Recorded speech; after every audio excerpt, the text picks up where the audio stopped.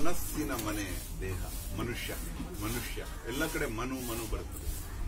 ಮನಸ್ಸು, ಮನುಷ್ಯ, ಆದ್ಮೇಲೆ ಮನೆ. ಇದನ್ನ ಬೇಕಾದ್ರೆ ಬಿಟ್ಟು ಓಡಾಡ್ಬೋದು. ಈ ದೇಹನ ಸದ್ಯಕ್ಕೆ ಬಿಡುತ್ತೆ. ಈ ದೇಹನ ಬಿಟ್ಟು ಓಡಾಡೋದಕ್ಕೆ ತಪಸ್ಸು.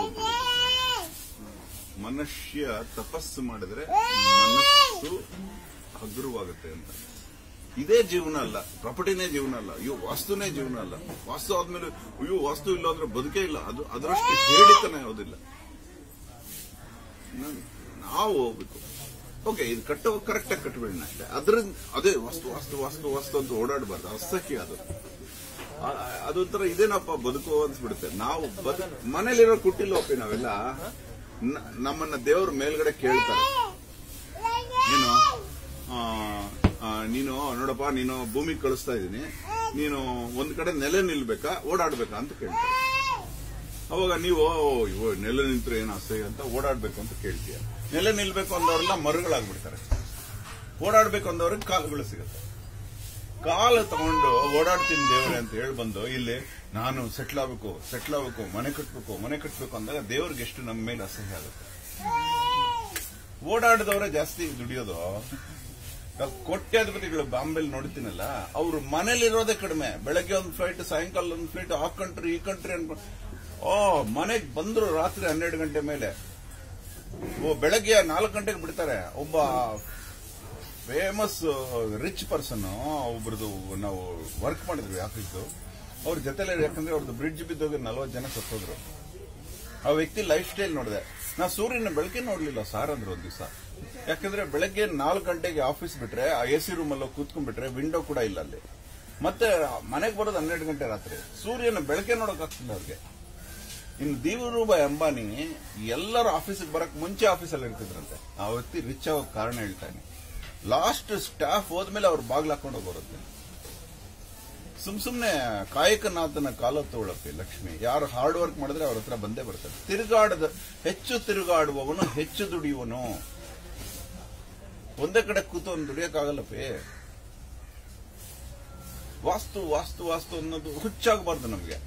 ಆದ್ರೆ ವಾಸ್ತು ಟೈಮ್ ಮಾಡೋ ಮನೆ ಕಟ್ಟುವಾಗ ವಾಸ್ತು ಕರೆಕ್ಟ್ ಅಷ್ಟೇ. ಅದನ್ನೇ ಯಾರೋ ಬಂದು ಇದು ಸರಿ ಇಲ್ಲ ತೆಗಿರಿ, ಇದ್ರಲ್ಲಿ ಇರಬಾರ್ದು ನಾವು. ನೋಡಿ, ಇನ್ನೊಬ್ಬರ ಬಗ್ಗೆ ಮಾತಾಡಬಾರ್ದು. ಮಾತಾಡೋಣ, ಆದ್ರೆ ಏನ್ ಗೊತ್ತಾ, ಅದು ಯಾರೋ ನೀವು ಹೇಳಿದ ವಾಸ್ತುಲಿ ನಿನ್ನೆ ಮೊನ್ನೆ ಮನೆಗೆ ಹೋಗಿದ್ದೆ, ಜನಗಳನ್ನ ಮೋಡಿ ಮಾಡ್ತಾ ಇದ್ದಾರೆ. ಹೇಗೆ ಅಂದ್ರೆ ಈ ನೋಟಿನ ಫೋಟೋ ಹಾಕಿದ್ರೆ ನೋಟ್ ಬರೋದಾದ್ರೆ ಇನ್ನು ಮೂರ್ಖತನ. ಇನ್ನೊಂದು ಪಿರಮಿಡ್ ಇಡಿ ಅಂತ. ವಾಸ್ತು ಅನ್ನೋದು ನಮ್ಮ ಭಾರತೀಯ ದೇಶೀಯ ಒಂದು ಸಬ್ಜೆಕ್ಟ್. ಅದು ವೇದ ಕಾಲದ ಸಬ್ಜೆಕ್ಟ್. ವೇದದಲ್ಲಿ ಪಿರಮಿಡ್ ಅನ್ನೋ ಶಬ್ದ ಎಲ್ಲಿದೆಯೋ ಹೋಲಿ ಯಾವ್ದಾದ್ರೂ ನಮ್ಮ ಹಂಪಿಲಿ ದೇವಸ್ಥಾನದ ಗೋಪುರನ ಪಿರಮಿಡ್ ತರ ಇದೆಯೋ. ಪಿರಮಿಡ್ ಸತ್ತ ದೇಹಗಳನ್ನ ಇಡುವಂತಹ ಒಂದು ಶವಾಗಾರ. ಅದನ್ನ ಹೋಗ್ಬಿಟ್ಟು ಮನೆಯಲ್ಲಿ ಮೆತ್ತಿಸ್ಬಿಟ್ಟಿದ್ದಾರೆ. ಅದೊಂದು. ಮತ್ತೆ ಅವರು ಅದು ಮಾಡಿ ಇದು ಮಾಡಿ, ಇಲ್ಲಿ ಗೋಡೆ ಮುಚ್ಚಿಬಿಡಿ, ಈ ರೂಮ್ ಲಾಕ್ ಮಾಡ್ಬಿಡಿ. ಮತ್ತೆ ಇವರು 11,000 ಕೊಟ್ಟಿರ್ತಾರೆ, ವಾಪಸ್ ಕೊಡಿ ಅಂತ ಹೇಳಿದ್ರೆ ನೀವು ಸರಿಯಾಗಿ ಮಾಡಿಲ್ಲ. ಇನ್ನು ನೀವ್ ಹೇಳಿದ್ರಲ್ಲ ಅಂತ ವಾಸ್ತು ಡೆಲ್ಲಿಲಿ ಒಂದಿದೆ. ಒಬ್ರು ತುಂಬಾ ಪ್ರಾಬ್ಲಮ್ ಬಂದ್ಬಿಟ್ಟಿದ್ರು. ಅವರು ಪ್ರಿಂಟರ್ಸ್ ಬಿಸ್ನೆಸ್ ಮಾಡ್ತಾರೆ, ಆಲ್ ಓವರ್ ಇಂಡಿಯಾದು ಪ್ರಿಂಟರ್ಸ್ ಬಿಸ್ನೆಸ್ ಅವ್ರದ್ದು. ಅವರು ಏನ್ ಮಾಡಿದ್ರು, ತುಂಬಾ ಲಾಸ್ ಬಂದ್ಬಿಟ್ಟು ಒಂದ್ ದಿವಸ ನನ್ನ ಕರ್ಕೊಂಡು ಹೋದ್ರು. ಆಫೀಸ್ ನೋಡಿದೆ, ಫುಲ್ ವಾಸ್ತು ಉಲ್ಟಾ ಇತ್ತು.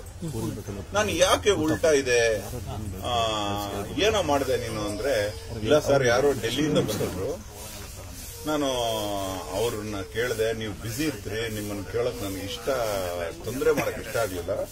ಅವ್ರನ್ನ ಕೇಳಿದೆ, ಅವ್ರು ಹಿಂಗ್ ಮಾಡಿ ಅಂತ ಹೇಳಿದ್ರು. ಡೆಲ್ಲಿಯಿಂದ ಬಂದಿದ್ರು, ಅವ್ರು 11,000 ಫೀಸ್ ತಗೊಂಡ್ರು. ನಾವು ಮಾಡಿದ್ವಿ, ಎಲ್ಲ ಉಲ್ಟಾ ಮಾಡಿದಾರಲ್ಲೋ ಅಂದ್ರೆ, ಅವ್ನಿಗೆ ಫೋನ್ ಮಾಡಿಕೊಡಪ್ಪ, ನಾನು ಮಾತಾಡ್ತೀನಿ ಅಂದೆ. ಅವ್ನ್ ಫೋನಲ್ಲಿ ಎತ್ಕೊಂಡು ಇದು ತಪ್ಪು ಮಾಡಿದ್ಯಲ್ಲೋ, ಯಾಕೋ ಹಿಂಗ್ ಮಾಡಿದೆ, ಯಾವ ವಾಸ್ತು ಬುಕ್ ರೆಫರೆನ್ಸ್ ತಗೊಂಬಾರೋ ಅಂತ ಹೇಳಿದ್ರೆ, ಸರ್ ನಾನು ತಪ್ಪಾಗೋಯ್ತು, 3 ದಿನ ಅಟೆಂಡ್ ಮಾಡಿದ್ದೆ ಒಂದು ಕೋರ್ಸು, ನಾನು ಮಾಡ್ಬಿಟ್ಟಿದ್ದೀನಿ, ನೀವೇನು ಕೋಪ ಮಾಡ್ಕೋಬಿಡಿ, ಅವ್ರ ದುಡ್ಡು ಅವ್ರಿಗೆ ವಾಪಸ್ ಕೊಟ್ಟು. ಇವರು ಇಲ್ಲಿ 9 ಲಕ್ಷ ಖರ್ಚು ಮಾಡಿದ್ದಾರೆ ಅವ್ರ ರಿಪೇರಿಗೆ. ಇವನು 11,000 ವಾಪಸ್ ಕೊಡ್ತಾನಂತೆ. ಹಿಂಗಿದೆ ನೋಡಿ, ಇದು ಅಜ್ಞಾನ. ಸೋರುತಿಹುದು ಮನೆಯ ಮಾಳಿಗೆ ಅಜ್ಞಾನದಿಂದ ಅಂತ. ಹಾಗಾಗಿ ನಾವು ಯಾರನ್ನು ನಿಂದಿಸೋದು ಬೇಡ, ಆದ್ರೆ ತಪ್ಪುಗಳು ಮಾಡಬಾರ್ದು. ವಾಸ್ತು ನಿಜವಾದ ಕನ್ಸಲ್ಟೆಂಟ್ ಯಾವತ್ತು ಬೋರ್ಡ್ ಹಾಕೊಂಡು ತಿರುಗಲ್ಲ. ನಾನು ವಾಸ್ತು ಕನ್ಸಲ್ಟೆಂಟ್ ಅಂತ. ಇದು ಲಕ್ಷಣ, ವೈದ್ಯಕೀಯ ಲಕ್ಷಣ. ಅಂದ್ರೆ ಡಾಕ್ಟರ್, ನಾನು ಡಾಕ್ಟರ್ ಅಂತ ಹೇಳ್ಕೊಂಡು ತಿರುಗಬಾರ್ದು. ಇಂಜಿನಿಯರ್ ನಾನೇ, ಅವನ ಹಾವ ಭಾವಗಳಲ್ಲೇ ಅವನು ಇಂಜಿನಿಯರ್. ನಿಮ್ಮ ಮನೆಗೆ ಒಬ್ಬ ಕಾರ್ಪೆಂಟರ್ ಕರಿತೀರಿ, ಅವನು ಹಾವ ಭಾವದಲ್ಲೇ ನಿಮ್ಗೆ ಗೊತ್ತಾಗ್ಬಿಡ್ತೀನಿ ಕಾರ್ಪೆಂಟರ್. ಅವನು ವುಡ್ ಎತ್ಕೊಳ್ಳೋ ರೀತಿನೇ ಹಿಂಗಿರುತ್ತೆ, ಹಿಂಗ್ ನೋಡೋ ರೀತಿನೇ ಇರುತ್ತೆ. ಅವಾಗ ಗೊತ್ತಾಗ್ಬಿಡುತ್ತೆ ಇವನು ಸರಿಯಾದ ಕಾರ್ಪೆಂಟರ್ ಅಂತ.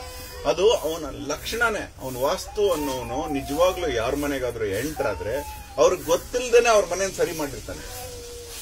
DVG ಅವರು ಅವ್ರ ಬುಕ್ಕಲ್ಲಿ ಒಂದು ಕಡೆ ಹೇಳ್ತಾರೆ ಒಬ್ಬ ಡಾಕ್ಟರ್ ಬಗ್ಗೆ. ಅವ್ರ ಹತ್ರ ಹೋದ್ರೆ 5 ನಿಮಿಷ ಮಾತಾಡ್ತಿರಂತೆ, ಹೋಗು ಅನ್ನೋರಂತೆ ಹೊಟ್ಟೆನೋ ಹೊಟ್ಟೋಗ್ತಿತ್ತಂತೆ. ಹೆಂಗೆ ಅಂತ ಹೇಳಿದ್ರೆ ಒಂದು ಉದಾಹರಣೆ ಹೇಳ್ತಾರೆ. ನನಗೆ ತುಂಬಾ ಹೊಟ್ಟೆ ನೋವ್ತಾ ಇತ್ತು, ಆ ಗುಂಡಪ್ಪ ಡಾಕ್ಟರ್ ಹತ್ರ ಹೋಗಿದ್ದೆ. ಡಾಕ್ಟ್ರೇ ಬಾರ, ನನ್ಗೆ ಅರ್ಜೆಂಟ್ ಇದೆ, ಮನೆಗೆ ಹೋಗಿ ಊಟ ಮಾಡೋಣ ಅಂದ್ರು. ನಾನು ಅವ್ರ ಮನೆಗೆ ಹೋಗಿ ಊಟ ಮಾಡಿದೆ. ಊಟ ಮಾಡಿದ ತಕ್ಷಣ ಹೋಗು ಅಂದ್ರು. ನಾನು ಹೊಟ್ಟೆ ನೋವು, ನಾನು ಟ್ರೀಟ್ಮೆಂಟ್ ಇದೆ ಡಾಕ್ಟರ್ ಅಂದ್ರೆ, ಇಲ್ವಲ್ಲೋ ಇವಾಗ ಹೊಟ್ಟೆ ನೋವು ಇದೆಯಾ ನಿನಗೆ ಅಂದ್ರು. ನಾನು ಹೊಟ್ಟೆ ನೋವು ಇರ್ಲಿಲ್ಲ ಅಂದ್ರು. ಏನು ಅಂದ್ರೆ ಅವ್ರನ್ನ ತಿನ್ನೋ ಆಹಾರದಲ್ಲೇ ಅವರ ಮೆಡಿಸಿನ್ ಬೆಳೆಸ್ಕೊಟ್ಬಿಟ್ಟಿದ್ದಾರೆ, ಅವನಿಗೆ ಗೊತ್ತಿಲ್ಲದೆ ಮೆಡಿಸಿನ್. ಇದು ವಾಸ್ತು ಕನ್ಸಲ್ಟೆಂಟ್ ಅಂದ್ರೆ ನಿಜವಾದ ವಾಸ್ತುವರು ಆಗ್ಲಿ ಜ್ಯೋತಿಷ್ಯರಾಗ್ಲಿ ಸುಮ್ನೆ ನಿನಗೆ ಈ ಗ್ರಹ ಇಲ್ಲಿದೆ, ಈ ಗ್ರಹ ಇಲ್ಲಿದೆ ಅಂತ ಹೇಳಿ ಭಯ ಬೀಳಿಸಿ ಅದು ಇದು ಮಾಡಿಸಿ ಖರ್ಚು ಮಾಡಿಸೋ ಬದಲು ಅವನ ಸಹವಾಸದಲ್ಲೇ ನಿಮ್ಗೆ ಒಳ್ಳೇದಾಗ್ಬಿಡ್ಬೇಕು. ಇವನ್ ನಮ್ ಜೊತೆ ಇದ್ರೆ ಅವನೇ ನೋಡ್ಕೋತಾನೆ ಅಂತ ಅಲ್ವಾ? ಅದು ನಿಜವಾದ ವಾಸ್ತು ಕನ್ಸಲ್ಟೆಂಟ್. ಅರ್ಥ ಆಯ್ತಾ? ತುಂಬಾ ತುಂಬಾ ಧನ್ಯವಾದ. ಅಹೋರಾತ್ರ.